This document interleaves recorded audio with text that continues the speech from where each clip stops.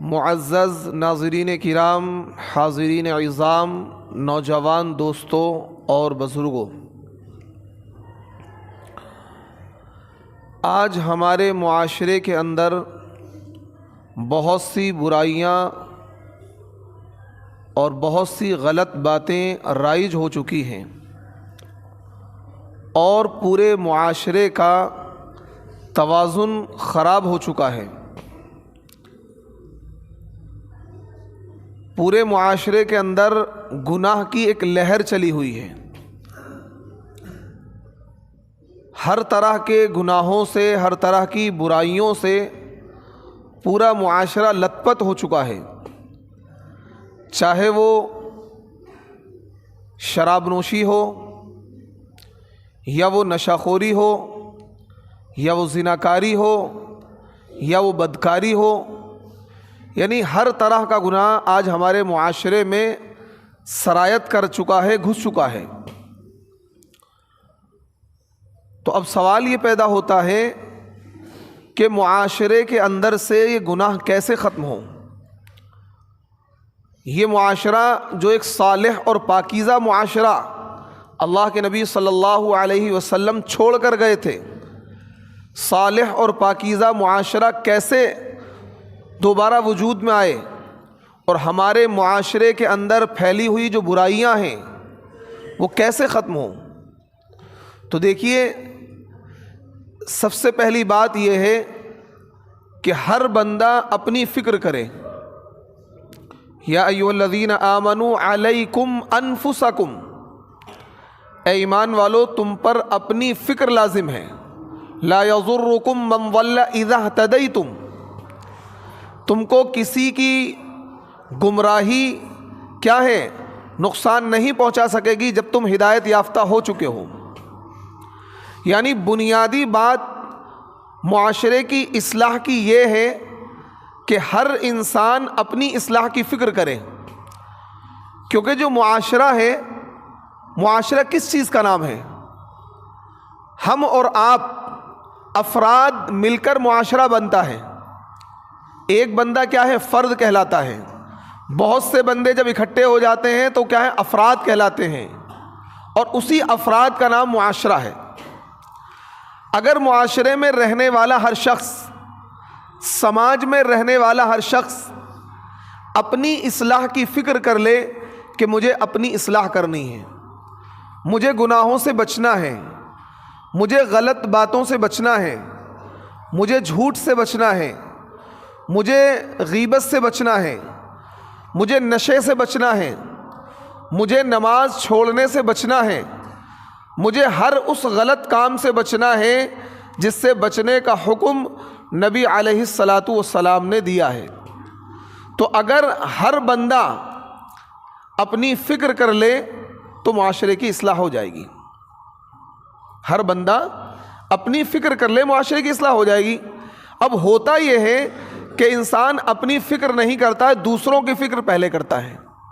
اپنی فکر نہ کر کے دوسروں کی فکر پہلے کرتا ہے، جبکہ اسے سب سے پہلی چیز قرآن کا جو حکم یہ ہے، یا ایھا الذین آمنوا علیکم انفسکم، اے ایمان والو تم پر اپنی فکر لازم ہے۔ سب سے پہلے تم اپنی فکر کرو، اپنے آپ کو کیا ہے؟ بچاؤ۔ اسی طریقے سے قرآن پاک میں دوسری جگہ بھی اللہ نے ارشاد فرمایا، یا ایھا الذین آمنوا قوا انفسکم واہلیکم نارا، اے ایمان والو تم اپنے آپ کو جہنم کی آگ سے بچاؤ۔ واہلیکم نارا، جس طریقے سے تم اپنے آپ کو بھی بچا رہے ہو، اسی طریقے سے تم اپنے گھر والوں کو بھی جہنم کی آگ سے بچاؤ۔ آج ہمارے معاشرے کے اندر بہت سی برائیاں ہیں، بلکہ برائیوں کا مجموعہ ہمارا معاشرہ بنا ہے۔ کسی بھی چیز میں آپ لے لیں، اگر آپ نماز سے شروعات کریں، آج ہمارے وہاں بے نمازیوں کی بہت بڑی تعداد ہے، یعنی معاشرے کا 99% طبقہ یا 98% کہہ دیں بے نمازی ہے۔ ایک عام ہوا چلی ہوئی ہے، نماز سے تو پتہ نہیں اتنی مسلمانوں کو چڑ ہے یا اتنی تکلیف ہے کہ نماز نہیں پڑھیں گے، اور جب گورنمنٹ منع کرتی کہ اب نماز نہیں پڑھنے دیں گے، جب ضرور پڑھیں گے، اب ضرور پڑھیں گے۔ پیچھے لاک ڈاؤن لگ گیا تھا، بھائی منع تھا کہ مسجد میں 5 آدمی نماز پڑھیں گے، پھر ہر آدمی کیا ہے جنید بغدادی بنا ہوا تھا، نہیں جی مسجد میں ہی پڑھیں گے۔ اس پر لڑائیاں ہو رہی تھیں، اس پر لڑائیاں ہو رہی تھی کہ بھائی 5 آدمی نماز پڑھیں گے، بھائی جو 5 وقتہ پہلے سے نمازی ان کو چھاٹ لو۔ ہر جگہ مسجد میں اس بات کی لڑائی ہو رہی تھی میں مسجد میں نماز پڑھوں گا، یعنی پھر سارے کے سارے جنید بغدادی بنے ہوئے تھے کہ بھائی ہمیں مسجد میں نماز پڑھنی، پہلی صف میں ہی پڑھنی ہے۔ یہ تو قوم کا حال ہے۔ یعنی جب آج عام حالات ہیں، دیکھیے اسی وجہ سے کہا گیا ہے کہ قبل اس کے کہ تمہیں نماز پڑھنے سے روکا جائے، نماز پڑھنے لگ جائیں۔ قبل اس کے کہ تمہیں کیا ہے نکاح سے روکا جانے لگے، نیک کاموں سے روکا جانے لگے، اس سے پہلے کہ آپ وہ نیکی کا کام کریں۔ کیونکہ بہت سے ملک ایسے ہیں جہاں کیا ہے اس دشمن اسلام قابض ہوئے اور وہاں لوگوں کو منع کر دیا گیا کہ تم نماز تو دور کی بات ہے، لفظ اللہ زبان سے نہیں نکال سکتے ہو۔ اور یہ کیا ہوتا ہے؟ یہ اللہ تعالیٰ کی طرف سے ایک سزا ہوتی ہے ہم لوگوں کے لیے۔ جب کوئی معاشرہ اور کہیں کے لوگ اللہ کو ناراض کرتے ہیں، اللہ کے قانون کو پس پش ڈال دیتے ہیں، تو پھر اللہ تعالیٰ دنیا کی ظالم قوموں کو ان پر مسلط کرتا ہے، ان کو عذاب میں مبتلا کرتا ہے۔ آپ رشیا کی تاریخ پڑھیے، رشیا کے اندر یہی حالات پیدا ہوئے۔ حالانکہ رشیا جس کو ہم روس کہتے ہیں ایک ایسا ملک تھا کہ جہاں چاروں طرف علم کا ماحول تھا، مسلمانوں کی توتی بولتی تھی۔ یہی رشیا ہے جہاں امام بخاری پیدا ہوئے، یہی رشیا ہے جہاں امام مسلم پیدا ہوئے ہیں، یہی رشیا ہے جہاں امام ترمذی پیدا ہوئے ہیں۔ رشیا کی سرزمین پر 25,000 مدرسے تھے۔ کتنے؟ 25,000 مدرسے، اور چاروں طرف مسلمانوں کی کیا توتی بولتی تھی، اور ہر طرف قال اللہ وقال رسول کی صدائیں بلند ہوتی تھی۔